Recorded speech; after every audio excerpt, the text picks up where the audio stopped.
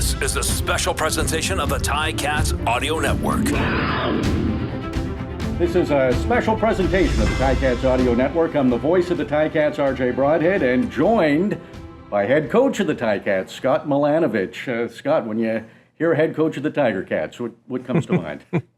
Feels great. Black and gold, I grew up with it. Grew up in Pittsburgh and Steeler fans in the family. And I think somebody asked me, I think it might have been Steve, asked me when I first got up here in training camp, how'd it feel to come over to the dark side? I said, it feels like home to me. I grew up in a steel town, so feels like I'm coming full circle here. Absolutely, and what he was referencing, because you coached in Toronto, your first year as the head coach in 2012, you won the Grey Cup. So our first year's lucky? Let's hope so. I mean, Jason Moss, first year, right, in Montreal. Yes. So that's the goal. That's the plan.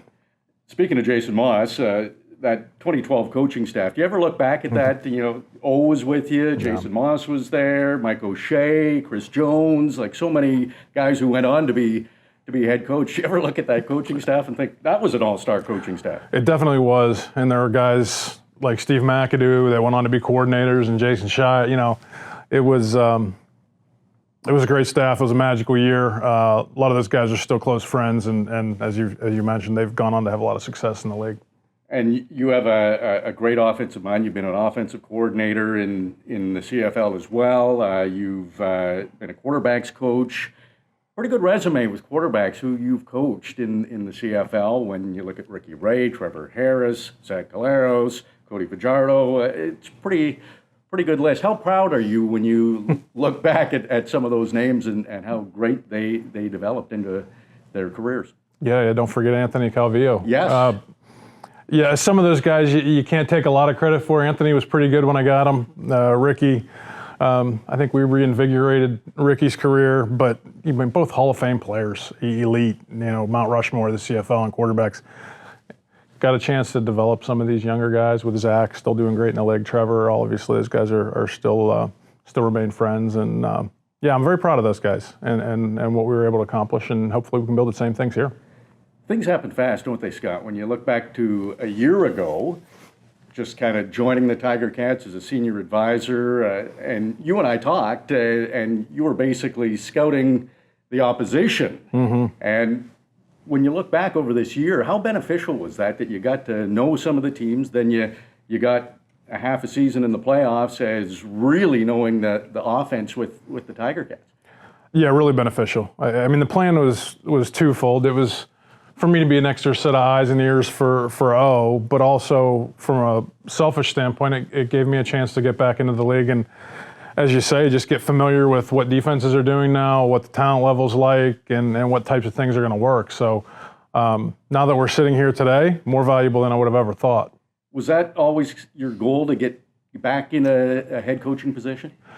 Yeah, and head coaching position wasn't, necessarily the thing that had to be. I was happy to come back here as O's coordinator. I did know that I wanted to get back into the CFL. It's where I've had the most fun in my career coaching, and like I said earlier, it feels like home.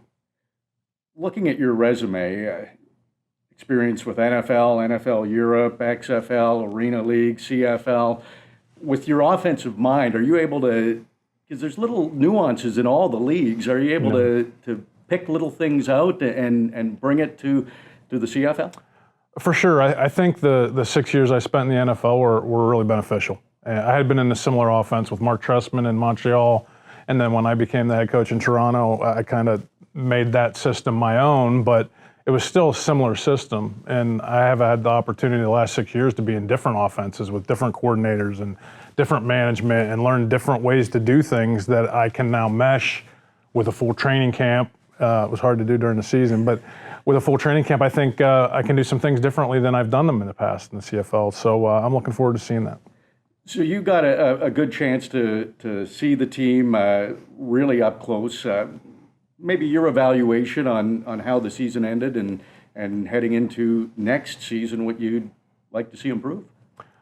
Yeah, and I think there was a lot of improvements. One of the first things that when I was coming up here, O sent me a statistical chart. One of the things was penalties, one of the things was turnovers, and those were the first 2 bullet points I kind of talked to the offense about was, hey, let's not try to fix everything right now. Let's get better with the turnovers and let's get better with penalties. And slowly but surely, some of those things happened. We started playing really good defense. We got on a little bit of a run.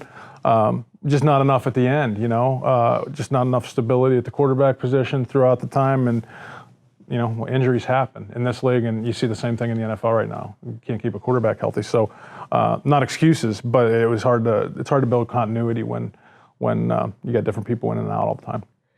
Yeah, Tiger Cats, it's happened for a couple of years where you're getting down to a third-string quarterback. Taylor Powell was young. He was moldable, I would assume.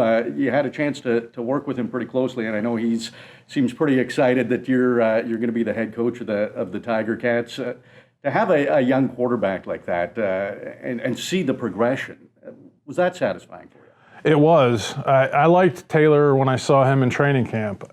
I had always been of the opinion, guys like Zach and Trevor, they sat for a number of years and got to learn this league. It is different.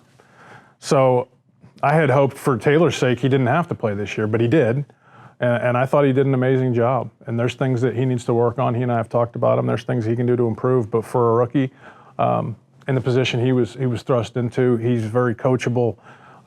He's there early. He loves the game, and that's a great starting point. He's accurate. The number one thing you need to be as a quarterback. And so I'm excited about him. He's got some things he needs to work on, and we've discussed that. And you had a chance to work with all the quarterbacks with the Tiger Cats last year. Does that help you going into 2024 with kind of a game plan, what you want to do? Yeah, I think so. Obviously, just having an idea what those guys can and sometimes can't do, it's always just good information. I think they're all talented quarterbacks. Loved what Matt was able to do. Bo, I didn't have as much time with because of the injuries, but Bo can still throw it. He's still accurate. He's highly intelligent. He's got leadership. So all those things I think will help us as we make decisions going in the future. So pretty early in December, day one, announced as the head coach of the Tiger Cats. When does Scott Milanovich start really digging in and getting to work? Well, I think as soon as this press conference is over, I think we're going to start getting to work. We got to get a staff put together. We've got to make decisions on our free agents, and that'll help guide us through free agency with the rest of the league. There's a ton of things that need to be done in a quick period of time. And first thing is I've got to start building relationships with guys on the defensive side of the ball, which I have some, but when you're an offensive coordinator, you're dealing mostly with just those players.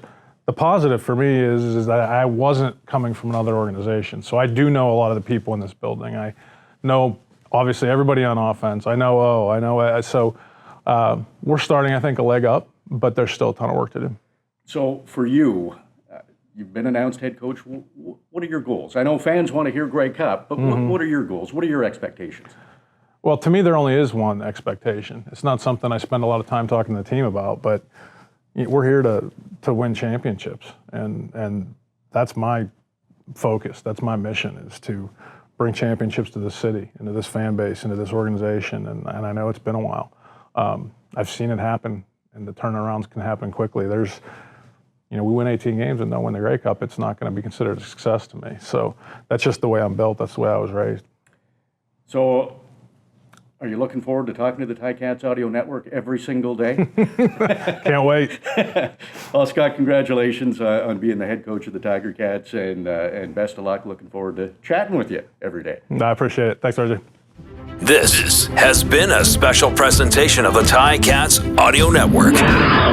If you like what you're hearing, please rate and review wherever you find our content.